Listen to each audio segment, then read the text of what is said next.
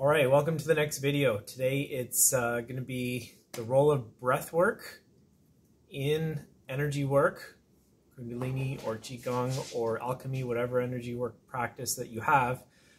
And just going to talk a little bit about my experiences, what I've learned. Hopefully that can help you along your journey if you're on the same path as well. And just maybe clear up some of the confusion and just kind of give my perspective on things. So there's two roles for breath work. One is a little more common and one is a little more uncommon in terms of helping your energetic practice. And so we'll go over the uncommon one first. The first thing, and I think what is the most important role for breath work, is the liberation of energy. And what do I mean by that? So you have a certain amount of life force that you come into this existence with. It's finite. It only lasts a certain amount of time, and every waking moment of your life, it slowly goes away until it's gone. That's just the way it is. And so what you want to do is you want to try and maximize the amount of life force that you have available for your alchemy in your Kundalini practice, your consciousness elevating practice, whatever that is for you.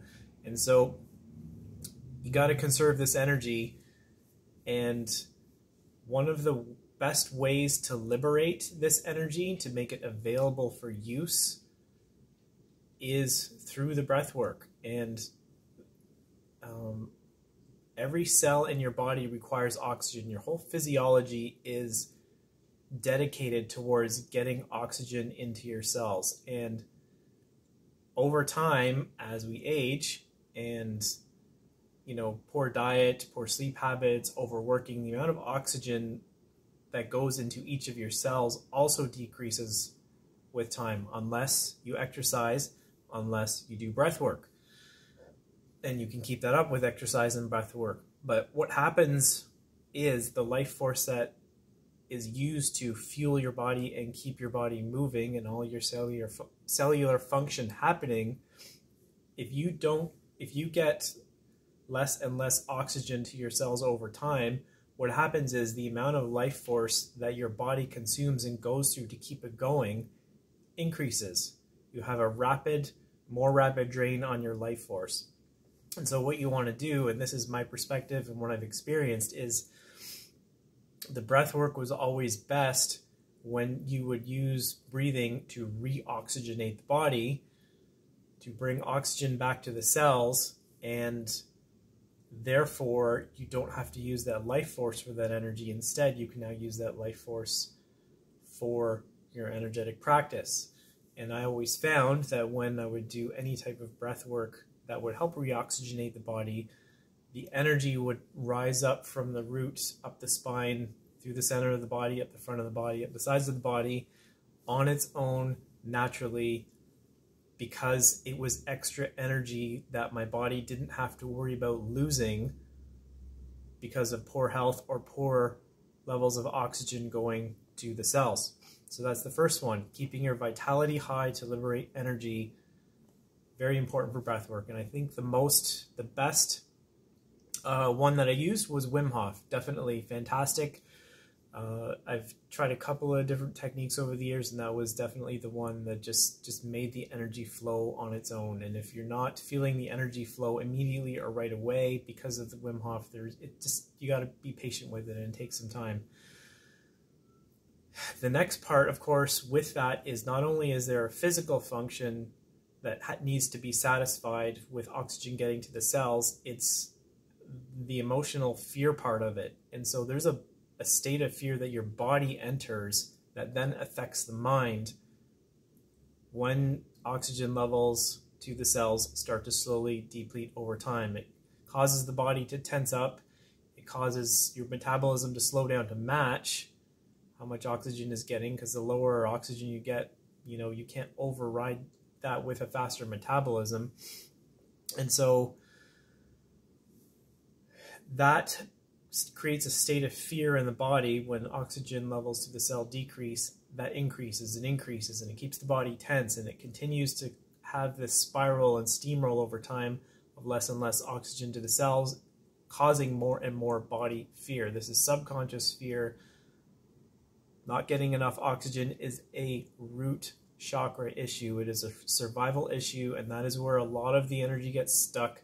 A lot of the energy just gets like tangled up and knotted up in that root chakra because of an unconscious fear of your own survival as those oxygen levels deplete. And so the more you can bring oxygen into the body through exercise or through breath work, the more that unconscious fear starts to unwind, and it starts to, you know, diffuse some of the knots in the root chakra. Then the energy can start to flow up through that root center up to the higher centers. And so that's the emotional component of it, through liberating the energy through breath work. There's a physical and an emotional component to it. So that's number one. Number two, of course, is any type of forced breathing exercise that is designed to drive energy up the spine. And the typical example of this would be breath of fire. I think this one is largely mistaken today. I don't really agree with forceful pushing, hard exhaling and breathing to drive that energy up, because it is actually antithesis or opposite to what I just explained. Because the more oxygen and breath you push out of your body, the less available there is for your cells, the more of a state of body fear that you put your body into.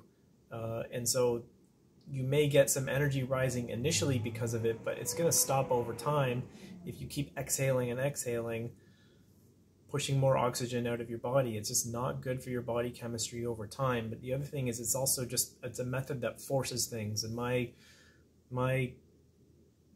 you know, the way that I go is you liberate the energy and let it flow on its own and let it do what it needs to do, because it knows more about your energy anatomy than you do. So, you know, if you're trying to force it, that's the mind taking over. So there's one exception here, of course, is that in meditation, any breathing pattern, even if it's a little bit forceful, that arises spontaneously out of being in your deep set of being deep into your meditation. And that has happened to me a couple of times, where I was just so deep into it and so focused and so right into it, all of a sudden these weird breathing patterns started to come, breath holds, excuse me.